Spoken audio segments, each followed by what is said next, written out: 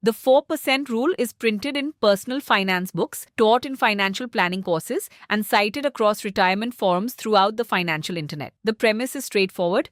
Withdraw 4% of your portfolio in the first year of retirement, adjust that dollar amount for inflation each year after, and the money lasts 30 years. William Bengen is the retired financial planner who established that figure. He is 77 years old, based in Southern California, and in October 1994, he published a paper in the Journal of Financial Planning that would become the most cited piece of retirement research in American personal finance history. Before entering financial planning, Bengen had studied aeronautics at MIT and co-authored a technical book on model rocketry published by MIT Press. His 1994 analysis was not commissioned by a financial institution. He ran the numbers himself, using a spreadsheet and historical market data in response to a question. His clients kept asking, how much can I actually spend in retirement without running out of money? The math he ran produced a figure of 4.15%. It was rounded down in publication, the round number spread, and for more than 30 years, American retirement planning has been organized around a figure that was never the precise result of the underlying calculation. Bengen's original research is frequently misapplied in ways that matter. The 4% rate was intended to govern only the first year of withdrawals. In each subsequent year, the retiree adjusts the prior year's dollar amount for inflation. The portfolio balance itself is not recalculated. The model assumed a specific portfolio structure: 60% stocks, 40% bonds held in a tax-deferred account, drawn down over exactly 30 years to a zero balance. And it was calibrated for a specific worst-case scenario: a person who retired in 1968 at a market peak immediately before a decade of high inflation and economic stagnation. Under those conditions, a 4% starting withdrawal allowed the portfolio to survive the full 30 years. Bengen has described this explicitly. In August 2025, he told Bankrate, "I think the most important facet people overlook is that the 4% rule, or the newer version of the 4.7% rule, is the worst-case scenario. It's really designed for only the most conservative person to use in retirement planning." The financial industry adopted that worst-case floor as a universal standard. In February 1998, 3 finance professors at Trinity University in San Antonio, Philip Cooley, Carl Hubbard, and Daniel Waltz, published a paper in the Journal of the American Association of Individual Investors. The paper, which became known informally as the Trinity Study, backtested various stock and bond allocations against market data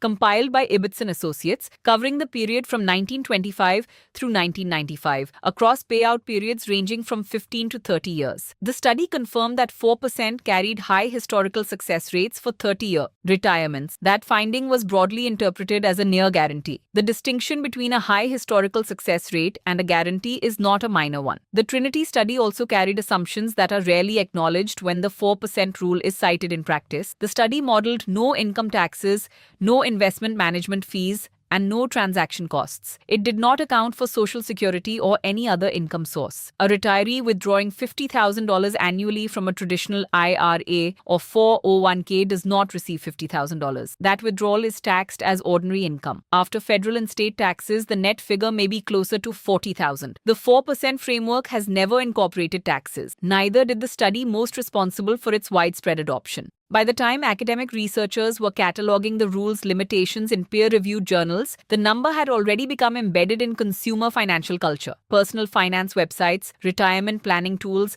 and financial advisors were all pointing to the same figure. The FIRE movement, financial independence, retire early, further cemented it. The intellectual roots of FIRE trace to a 1992 book, Your Money or Your Life, by Vicki Robin and Joe Dominguez, which argued for reassessing the relationship between work and spending. A 2010 book by Jacob Lund Fisker, Early Retirement Extreme, applied similar principles to early retirement planning. In 2011, Peter Adeny launched a blog under the name Mr. Money Mustache, and the movement reached a broad audience. The central calculation the FIRE community adopted was derived directly from the 4% rule. Multiply annual expenses by 25. That figure represents the portfolio needed to sustain a 4% annual withdrawal indefinitely. Spend $40,000 a year, and the target becomes $1 million. The problem is that the 4% rule was designed for a 30-year retirement beginning at age 65. A person retiring at 40 may need a portfolio to sustain withdrawals for 50 years or more. According to research updated by Wade Pfau, a professor of retirement income at the American College of Financial Services, the historical success rate of the 4% rule drops from 100% over a 30-year period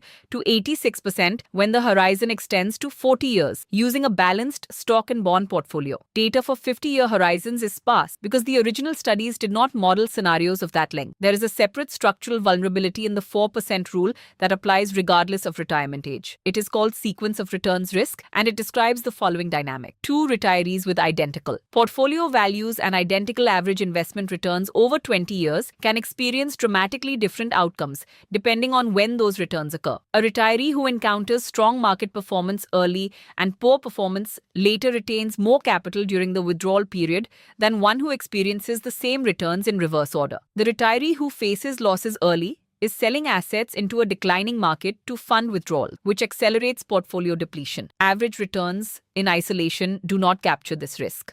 Morningstar's 2025 research confirmed the effect directly. Retirees who experienced poor returns in the first 5 years of retirement and did not reduce their withdrawals were significantly more likely to deplete their portfolios. A retiree who left the workforce in early 2022 as the bear market began and inflation reached 9.1% faced precisely this scenario. A fixed 4% withdrawal plan, unadjusted for deteriorating conditions, carried meaningful long-term consequences for those portfolios. The 4% rule contains no adjustment mechanism for market conditions. It does not instruct a retiree to reduce withdrawals during a downturn. The withdrawal proceeds at the inflation-adjusted rate, regardless of what the portfolio is doing. Bengen has revised his own analysis several times since 1994. He updated his figure to 4.5% in 2006. In August 2025, he published a book titled A Richer Retirement, supercharging the 4% rule to spend more and enjoy more. In it, he identifies 4.7% as the current worst-case starting withdrawal rate based on a more diversified portfolio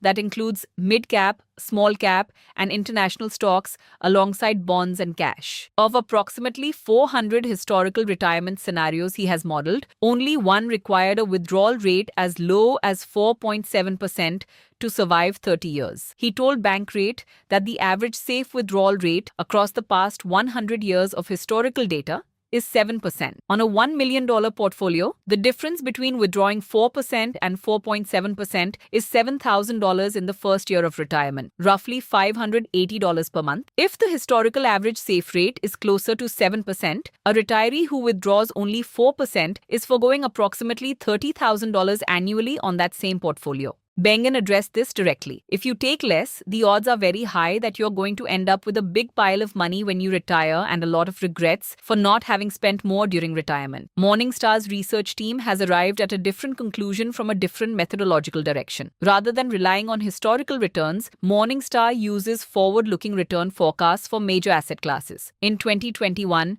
with bond yields at historic lows and equity valuations elevated, Morningstar published research concluding that 3.3% was the appropriate safe starting withdrawal rate for a balanced portfolio over a 30-year retirement at a 90% confidence level. That figure has shifted annually in response to changing market conditions. 3.8% in 2022, 4.0% in 2023, 3.7% in 2024, and 3.9% as of Morningstar's December 2025 analysis. Amy Arnott, a portfolio strategist at Morningstar, stated in April 2025, the 4% rule is a reasonable starting point, but it won't make sense for everyone. The spread between Bengen's current worst-case floor of 4.7% and Morningstar's forward-looking base case of 3.9% translates to roughly $8,000 per year on a $1 million portfolio. Between Bengen's historical average of 7% and Morningstar's conservative baseline, the difference is $31,000 annually. These are not minor calibration disputes. The broader context in which this debate is occurring is worth stating plainly. According to the Federal Reserve's Survey of Consumer Finances, using 2022 data, the median retirement savings for American families is $87,000. The mean is $333,000, pulled higher by high wealth outliers. Only 5% of households with retirement accounts have accumulated $1 million or more. The Federal Reserve's 2024 report found that 36% of Americans have no retirement savings of any kind. Fidelity's 2026 State of Retirement Planning study found that Americans who have not yet retired expect to need approximately $1.4 million for a comfortable retirement. Americans who have already retired report having saved closer to $490,000. None of the retirement income frameworks built around 4% account for healthcare. Fidelity Investments has published an annual retiree health care cost estimate since 2002, when its inaugural figure was $80,000. Its 24th annual report, released July 30th, 2025, estimated that a 65-year-old retiring that year would spend an average of $172,500 on healthcare and medical expenses over the course of retirement. That figure represents a 4% increase over the prior year's estimate. It excludes long-term care costs. The 2025 Milliman Retiree Health Cost Index places the projected lifetime healthcare spending for a healthy 65-year-old woman at $313,000 and for a man at $275,000. According to Consumer Price Index data compiled by the Peterson KFF Health System Tracker, medical care prices increased 121.3% between 2000 and June 2024, compared to an 86.1% rise across all other goods and services over the same period. Nearly 70% of retirees will require some form of long-term care assistance. Assisted living facilities average more than $70,000 per year. A private room in a skilled nursing facility can exceed $110,000 annually. Medicare does not cover most long-term care costs. Shams Talib, head of Fidelity Workplace Consulting, stated in the July 2025 press release accompanying the healthcare cost estimate. Year after year, so many Americans underestimate how much they'll need to save to cover healthcare costs in retirement. Fidelity's own research found that 1 in 5 Americans has never factored healthcare costs into retirement planning at all. Healthcare inflation does not move in line with the Consumer Price Index adjustment that the 4% rule applies each year. Long-term care is not incorporated into the Bengen model. The Trinity study did not simulate the financial effect of extended care needs on a retirement portfolio. The gap between what the 4% rule accounts for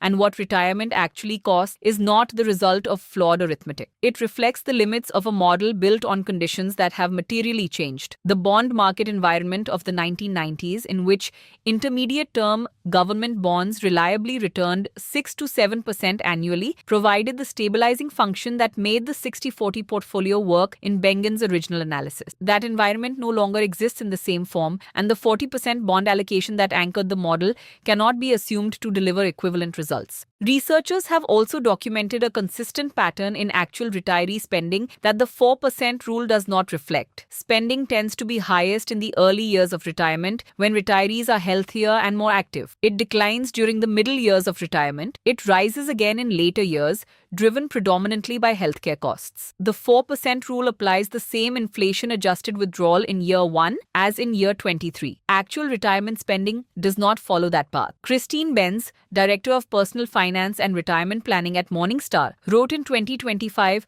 that retirement income planning is the hardest problem in financial planning, and noted that Bengen has studied it more rigorously and for longer than anyone else in the field. The 4% rule was designed to approximate a floor for that problem under the most adverse historical conditions. It was not designed to function as a universal answer. Research published by Morningstar has found that every flexible withdrawal strategy its analysts examined produced a higher sustainable starting withdrawal rate than the fixed baseline. Retirees who reduce withdrawals in response to market downturns, not permanently but proportionally, can begin retirement withdrawing at rates approaching 6% while maintaining long-term portfolio viability. Jonathan Guyton, a financial planner, and William Klinger, a computer scientist, formalized one such approach known as the guardrail strategy, which links annual withdrawal amounts to portfolio performance and adjusts spending within defined thresholds in either direction. A 2025 survey by Allianz Life found that 64% of retirees are more concerned about outliving their savings